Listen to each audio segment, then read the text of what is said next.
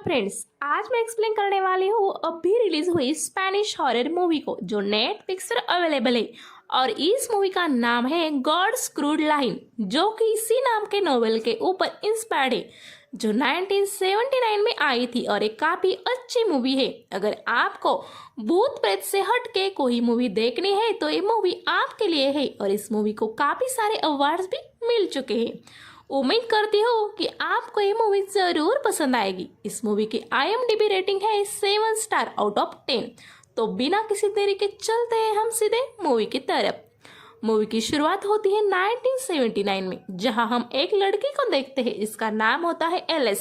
उसे एक आदमी एक मेंटल हॉस्पिटल के बाहर छोड़ता है और बोलता है कि अंदर तुम्हें अकेले जाना पड़ेगा, क्योंकि बाकी लोग उसे पहचान लेंगे। इसका मतलब वो आदमी को ही रेप्यूटेड इंसान है और उसके बारे में हम थोड़ी देर में जान लेंगे। अब एलिस अकेली अंदर जाती है, तब उसे वहां के एक डॉक्टर उसके रिपोर्ट्स देखकर उसे चेक करते हैं और उसके साथ एक लेटर था जो डॉक्टर डोनाल्डो ने दिया था वहां के डायरेक्टर अल्वर के नाम पे। पर वो बाहर गए थे, इसलिए यही डॉक्टर वो लेटर पढ़ते हैं। उसमें उन्होंने लिखा था कि एलिस एक मेंटल पेशेंट है, पर दिमाग से काफी इंटेलिजेंट है और ये हर एक बात झूठ बोलती है। और पकड़े जाने पर उसकी बातों में हमें गोल गोल घुमाती है और फिर बताती है कि उसने झूठ क्यों बोला था, वो कब झूठ बोल रही है और कब सच, एक पता लगाना मुश्किल है। नॉर्मल इंसान तो उसकी बातों में इजीली फंस जाता है। अब डॉक्टर को ये लेटर पढ़ के रियलाइज होता है कि एलिस बाकी पेशेंट से अलग है। अब डॉक्टर थियो उसको एग्जामिन करते हैं और उसको कुछ सवाल भी करते हैं। डॉक्टर उसे बोलते हैं कि तुमने तुम्हारे पति को 3 बार पॉइजन देने की कोशिश की थी और उसको पता चलने के बाद उसने तुमको डॉक्टर डोनाल्डो को दिखाया और डॉक्टर ने तुम्हें मेंटल प्रॉब्लम होने की वजह से यहाँ भेजा है। अब एलिस खुद के बारे में बताती है। वो बोलती है कि उसने केमिस्ट्री में डिग्री ली है, पर मैंने अपने हस्बैंड के लिए पॉइजन नहीं बनाया। आप मुझ पर गलत इल्जाम लगा रहे हैं और मैं मेरे हस्बैंड से प्यार ही करती थी, पर वो ही सिर्फ मेरे पैसों से प्यार करता था और वो मेरे पैसों को जुए में और पोलो में उड़ाता था। वो पढ़ा लिखा भी नहीं है और उसमें कोई भी अच्छी क्वालिफिकेशन नहीं है। बहुत ही बोरिंग इंसान है वो, इसलिए हमारी रिलेशनशिप काफी बोरिंग हो चुकी है। अब डॉक्टर उसकी बात सुनकर एक रिपोर्ट बनाते हैं और लिखते हैं कि एलिस काफी एरोगेंट है और अपनी पति से बहुत ज्यादा हेट करती है। अब एलिस बोलती है कि मुझे कोर्ट लेकर जाने के बदले मेंटल हॉस्पिटल लाया गया, इसका मतलब ये मेरा किडनैपिंग है। अब यहाँ एक लेडी डॉक्टर आती है, इसका नाम होता है डॉक्टर मोनसे, जो फैसिलिटी इंचार्ज है। वो एलिस को वहां के रूम बताती है और रूल भी समझाती है। वो बोलती है कि यहाँ दिन भर तुम खुले में घूम सकती हो, सिर्फ बाउंड्री के अंदर, और रात को तुम्हें अपने सेल में जाना पड़ेगा जो सुबह ही खुलता है। अब मॉन से उसे उसके सेल में छोड़ने जाती है और उसका बाहर का सामान अंदर ले जाने के लिए मना करती है। तब एलिस एक बुक अंदर ले जाने की परमिशन मांगती है और मॉन से उसे हाँ बोलती है और वहां से चली जाती है। और दोस्तों, यहाँ से असली कहानी शुरू हो जाती है। 1978 यानी कि 1 साल पहले यहाँ एक पेशेंट की मौत हो गई थी, जिसके फादर है डेल अल्मो, और उन्होंने ही उस केस का इन्वेस्टिगेशन करने के लिए एलिस को यहाँ भेजा है, क्योंकि वो एक प्राइवेट डिटेक्टिव है। और ये बात उसने डॉक्टर को भी बताई थी। उस पेशेंट के फादर को लग रहा था कि उसके बेटे का खून हुआ है और उसी के उन्हें सबूत चाहिए थे कोर्ट में प्रूव करने के लिए और अपने बेटे को न्याय देने के लिए, इसलिए उन्होंने एलिस को यहाँ भेजा था। और उन्हें कोई लेटर भी मिला था जिसमें लिखा था कि उनके बेटे को उसने नहीं बल्कि तुमने ही मारा है। अब हमें पता चल गया है कि एलिस को मेंटल हॉस्पिटल के बाहर शुरुआती सीन में डेल अल्मो ने ही छोड़ा था। अब हम जिस रात डेल अल्मो के बेटे का खून हुआ था उसके कुछ सीन हमें बीच बीच में दिखेंगे और अंत में सब स्टोरी जुड़कर हमें समझ में आएगी। तो हम देखते हैं कि उस रात एक वर्कशॉप में आग लग गई थी और अस्पताल में बहुत ज्यादा भागदौड़ मच गई थी।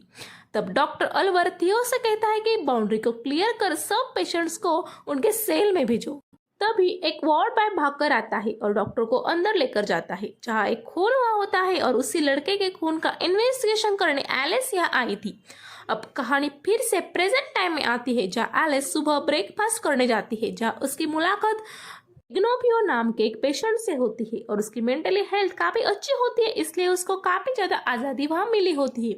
तभी एक पेशेंट आकर एलिस के कपड़ों में झांकने लगता है और इग्नोपियो उसे वहां से भगाता है और वो एलिफेंट नाम के आदमी के पास जाता है, जिसका वो फ्रेंड होता है, और वो उस पेशेंट को किसी भी सिचुएशन में प्रोटेक्ट करता है। कुछ देर बाद एलिस और इग्नोफियो गार्डन में जाते हैं, जहां पर एलिस को ट्विन और एक लड़की दिखाई देती है, जिनके बारे में इग्नोफियो बोलता है कि ये दो ट्विन ब्रदर है और उसमें से एक ब्रदर रोमुलस उस लड़की को अपनी बहन मानता है और उसे प्रोटेक्ट करता है, और दूसरा भाई रोमस म्यूट है। अब हम अगला सीन खूनी रात का देखते हैं, जिसमें पुलिस आई है और वो अलवर को पूछते हैं कि इस सेल में कौन कौन आ सकता है। तब अलवर बोलता है कि यहाँ सिर्फ मेल आ सकते हैं, क्योंकि फीमेल्स का अलग सेल है। वहाँ उनको एक ग्लास का टुकड़ा भी मिलता है जो शायद खून करने के लिए यूज किया होगा। अब प्रेजेंट टाइम में हम देखते हैं कि एलिस भाग के लोगों से बातें करने की कोशिश करती है, इसका खून हुआ है उसके बारे में, यानी कि डेल अल्मो का बेटा डेमियम के बारे में, पर उसको कुछ खास इंफॉर्मेशन नहीं मिलती। तभी एलिस रोमुलस को एलिफेंट से फाइट करते हुए देखती है, क्योंकि एलिफेंट उसकी बहन के साथ घूम रहा होता है और वॉरबॉय उन्हें रोकते हैं। कुछ देर बाद एलिस को चेकअप के लिए डॉक्टर सीजर के पास लेकर जाते हैं, जहां पर उसे वो कुछ सवाल पूछते हैं, तो उन्हें पता चलता है कि एलिस एकदम फिट है और पागल भी नहीं लग रही।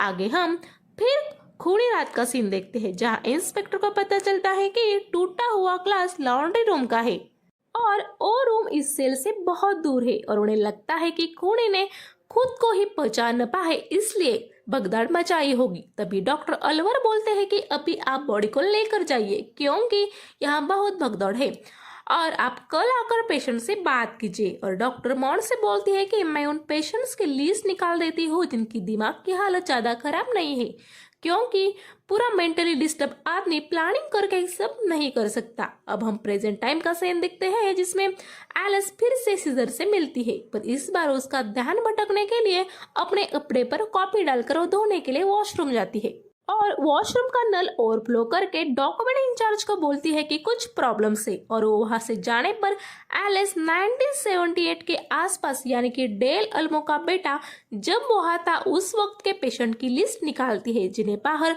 जाना अलाउड था, क्योंकि डेल अल्मो को उसके बेटे के खून के बाद एक लेटर मिला था जो अस्पताल से ही आया था, यानी कि खूनी ने बाहर जाकर वो लेटर दिया था और उसमें लिखा था कि तुम्हारे बेटे को मैंने नहीं तुमने मारा है, और इसका मतलब है कि ये सब डेल अल्मो के ही किसी पुराने पेशेंट ने किया होगा, क्योंकि ये भी वहाँ साइकेट्रिक्स हुआ करते थे। अब हम खूनी रात का सीन देखते हैं, जहाँ पर 15 कम मेंटली इन लोगों की लिस्ट बन गई थी, और उसमें इग्नोफिया भी था, जिसके पास लाइटर था, इसलिए सबको उस पर शक हो रहा था, क्योंकि उसने आग लगाई होगी और उसके हाथ पर खून भी लगा था। उसको पूछने पर वो बोलता है कि मैंने उसको पहले देखा था और उसकी हेल्प करने गया, पर वो मरा हुआ था इसलिए खून लग गया है। अब वहाँ फॉरेंसिक टीम आ जाती है। जूनियर ऑफिसर इंस्पेक्टर को उसके बारे में बताने जाता है कि फॉरेंसिक में जूलिया नाम की लड़की आने वाली थी, पर उसकी जगह कोई और आई है, पर इंस्पेक्टर इस बात को इग्नोर कर देते हैं और वो लेडी वो बॉडी को एग्जामाइन करने लगती है। अब हम प्रेजेंट टाइम में देखते हैं कि अस्पताल के अंदर एक चर्च है और सभी पेशेंट वहां आते हैं। प्रे होने के बाद सब लोग वहां से जाने लगते हैं। तब रोमुलस एलिस के पास आकर बोलता है कि मैं तुम्हें जानता हूँ, पर तभी उसकी नजर उसके बहन पर पड़ती है, जिसको एलिफेंट मैन कहीं लेकर जा रहा था। बाहर आकर एलिस इग्नोफिया से मिलती है और उसे पूछती है कि तुम लास्ट ईयर नवंबर में बाहर गए थे।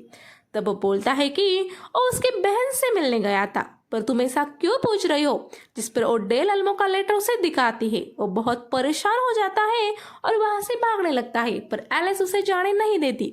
तभी बारिश आती है और वो तड़पने लगता है और उसके बॉडी पर छाले आने लगते हैं।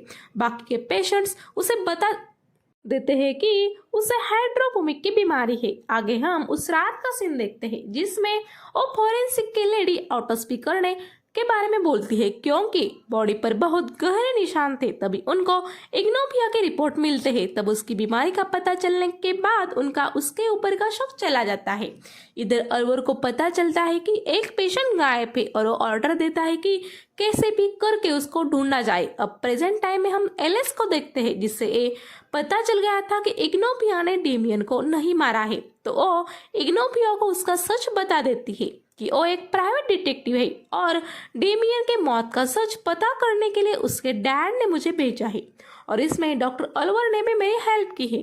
तब इग्नोफिया बताता है कि डेमियन को आवाजें सुनाई देती थी, जिसके लिए उसको शॉक और इंसुलिन दिया जाता था, और उसकी सबसे ज्यादा लड़ाई लुइस से हुआ करती थी।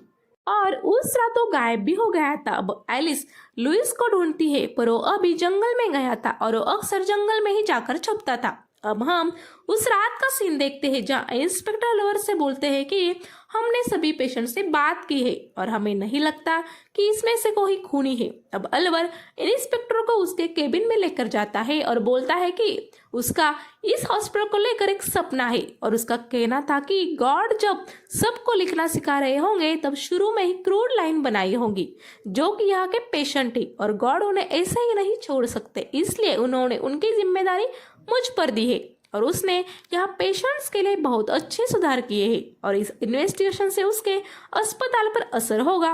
वो पेशेंट पकड़ा भी जाएगा और लौट भी आएगा क्योंकि वो भी एक क्रूड लाइन जैसा ही है, इसलिए सबको डरना चाहिए। असल में वो खुद को ही गॉड मान रहा था। तभी उनको कॉल आता है और पता चलता है कि वो पेशेंट मिल गई। अब हम प्रेजेंट टाइम का सीन देखते हैं जिसमें एलिस लुइस को ढूंढने जंगल में निकलती है। वहां उसे रोमुलस अपने बहन के साथ दिखता है और वो एलिस को भी अपनी मदर समझता है और एलिस भी उसे मदर जैसा ही ट्रीट करती है। आगे जाकर उस पर लुइस हमला कर देता है और यही सीन कट हो जाता है।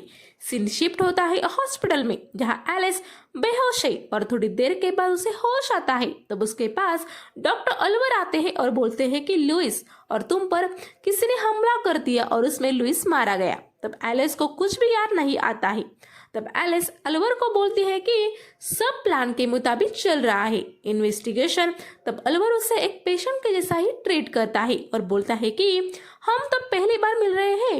उस पर एलिस बोलते हैं कि मजाक मत करो, मैं यहाँ से जाना चाहती हूँ और वो उसके हस्बैंड को कॉल करने लगती है पर उसका फोन लगता नहीं है। तभी अलवर वार्ड बॉय को बुलाकर उसको बेहोश का इंजेक्शन दे देता है। अब दोस्तों यहाँ पर तो मुझे भी समझ में नहीं आ रहा है कि सच कौन बोल रहा है, क्योंकि एलिस का कहना था कि वो डेल अल्मो के बेटे के खून का सच ढूंढने आई है और अलवर कह रहा था कि वो एक खौफनाक शातिर पेशेंट है। अब 3 दिन के बाद एलिस को होश आता है तब वो एक वार्ड में होती है और उसके पास डॉक्टर मॉन्ट से होती है और डीविन के रिपोर्ट्स और पेपर्स देखकर उसके बारे में पूछती है। तब वो उसको बताती है कि मैं एक प्राइवेट डिटेक्टिव हूँ और यहाँ पर कुछ पता लगाने के लिए आई हूँ और मैं यहाँ से जाना चाहती हूँ। अगले सीन में वो मेडिकल टीम के सामने होती है जहाँ वो सबको बता देती है कि वो एक प्राइवेट डिटेक्टिव है और डेल अल्मो ने ही उसे यहाँ भेजा है उनके बेटे को न्याय देने के लिए और उनके अच्छे दोस्त डॉक्टर अलवर ने भी इसमें हेल्प की है। पर डॉक्टर अलवर इसे मारने के लिए तैयार नहीं थे और उनका कहना था कि डेमियन ने खुदकुशी की थी, उसका खून नहीं हुआ था।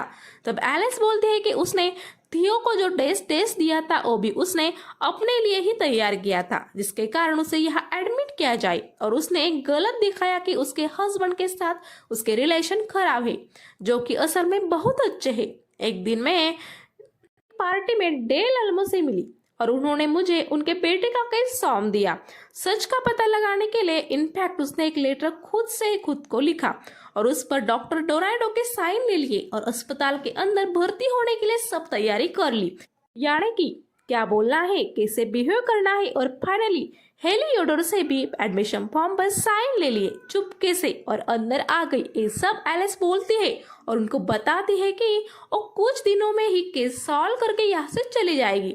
अब उसकी प्लानिंग को सुन के सब डॉक्टर शॉक हो जाते हैं, डॉक्टर अलवर के अलावा, क्योंकि वो अभी भी उसको पेशेंट ही समझ रहे थे। अलवर उससे पूछता है कि तो चलो बताओ फिर क्या मिला तुम्हें इन्वेस्टिगेशन में। तब एलिस बोलती है कि कुछ ठोस नहीं पर जल्दी मिलेगा। तब अलवर बोलता है मिलेगा भी नहीं क्योंकि कुछ हुआ ही नहीं था।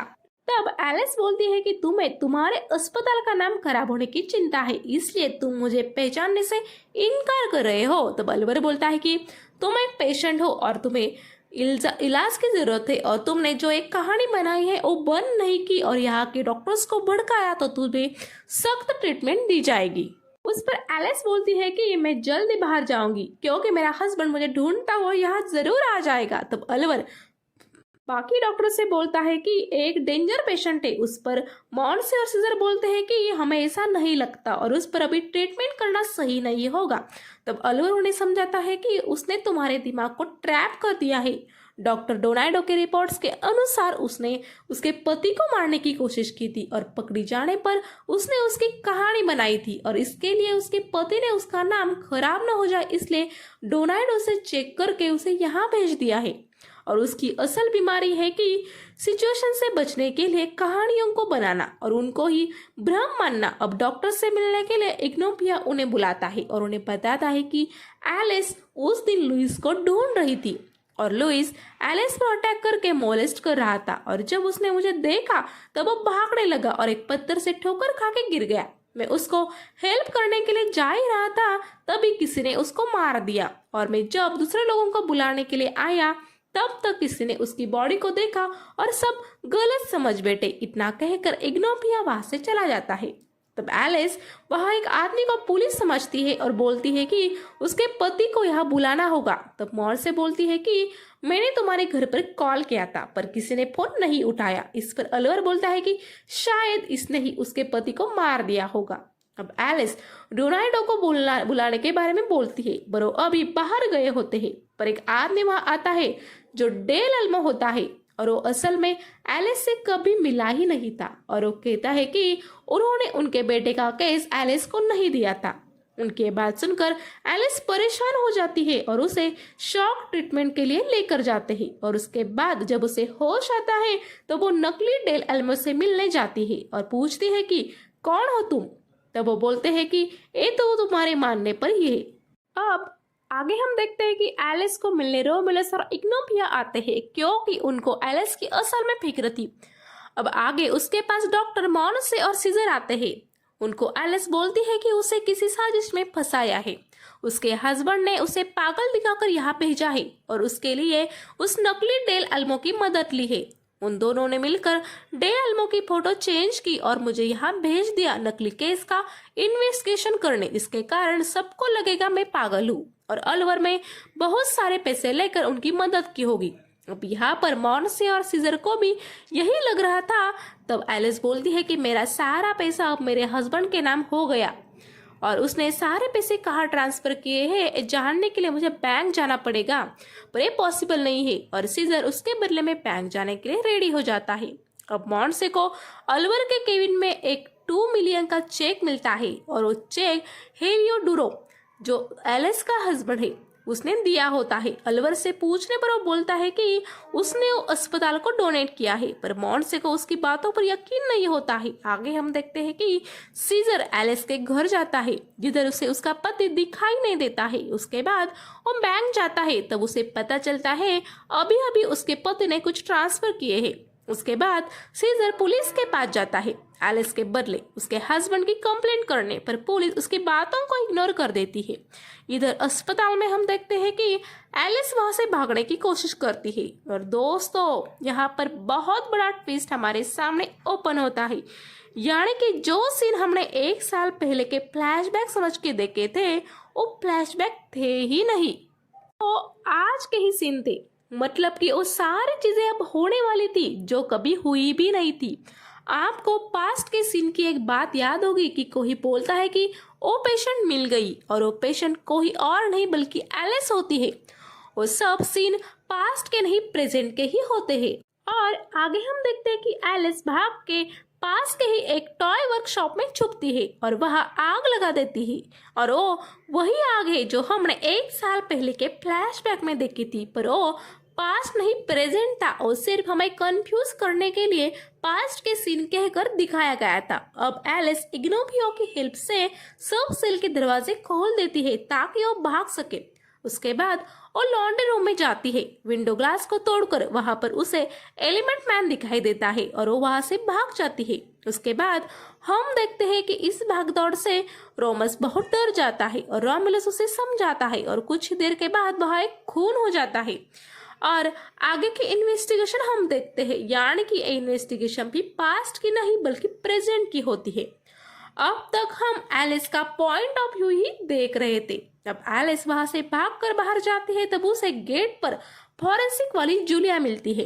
एलिस उसे बेहोश करके उसके कपड़े पहन लेती है और अब हमने देखा था कि अलवर को कॉल आता है और उसे कहते हैं कि पेशेंट मिल गई। असल में उन्हें फॉरेंसिक वाली जूलिया मिली थी और उन्हें लग रहा था वो एलिस से। अब सब जाते हैं एलिस के पास जिसने जूलिया का भेस बनाया था। वहां जाकर वो बॉडी को अच्छे से एग्जामिन करती है और असल में खून हुआ था रोमुलस का। एलिस एकदम अच्छे तरीके से केस सॉल्व करके एक्सप्लेन करती है। वो बोलती है कि उस दिन जब एलिस पर लुइस अटैक कर रहा था रोमुलस उनके बीच आया और उसने ही लुइस को मार दिया। और एलिफेंट को जब ये पता चल गया तब उसने उसके खास तौर लुइस के मौत का बदला लेने के लिए रोमुलस को जान से मार दिया। और पुलिस को भी एलिफेंट के हाथों पर कट के निशान दिखते हैं और एलिफेंट मैन अरेस्ट हो जाता है। इंस्पेक्टर उस पर काफी इंप्रेस हो जाते हैं और उन्हें लगता है कि वो काफी होशियार है और पागल तो किसी एंगल से नहीं है।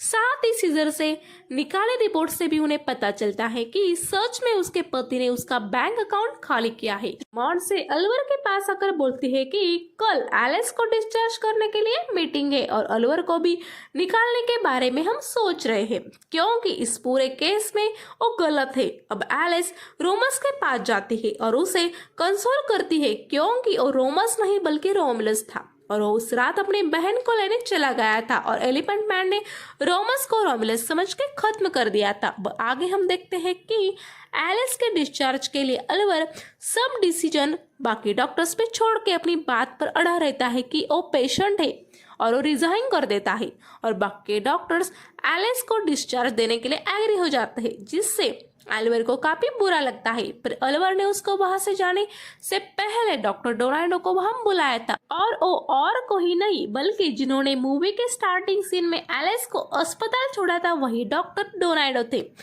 और वही उसके पहले डॉक्टर थे। और वो एलिस को बोलते हैं कि एलिस अब तुमने क्या कर दिया। उन्हें देखकर एलिस काफी परेशान हो जाती है और उसके एक्सप्रेशन चेंज हो जाते हैं यानी कि वो कोई प्राइवेट डिटेक्टिव नहीं थी बल्कि एक मेंटल पेशेंट थी पर बहुत शातिर दिमाग वाली। और इसी सीन पर ये मूवी खत्म हो जाती है।